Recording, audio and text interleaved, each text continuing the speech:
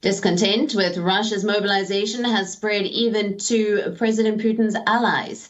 Senior Russian lawmakers ordered regional officials to handle the situation after a string of complaints. Russia's military mobilization was supposed to draft only those with special military skills or combat experience.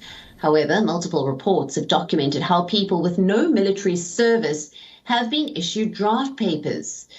Now, anti-mobilization protests have been taking place across the country ever since the announcement earlier this week. In response to these issues, the chairperson of Russian Parliament's upper house, Valentina Matviyenko, blamed the drafting mishaps on regional governors and even said that the protests against the draft were justified.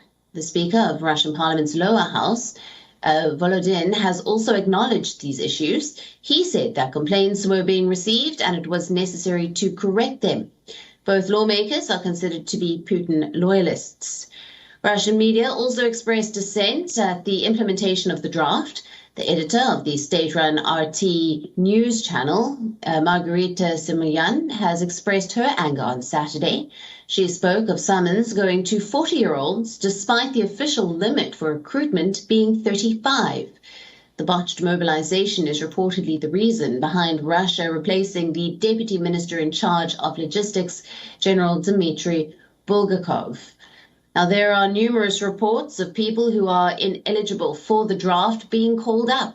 If someone who is summoned does not show up, they can be criminally prosecuted.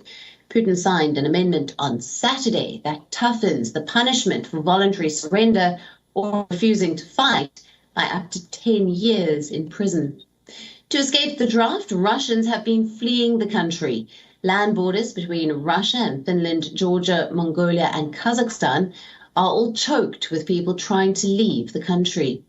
Flights out of the country sold out after the mobilization was announced on Wednesday.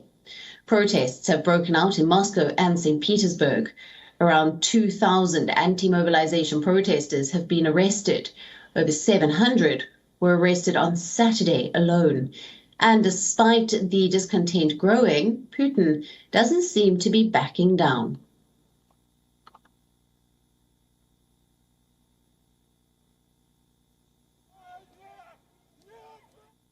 WION, now available in your country. Download the app now. Get all the news on the move.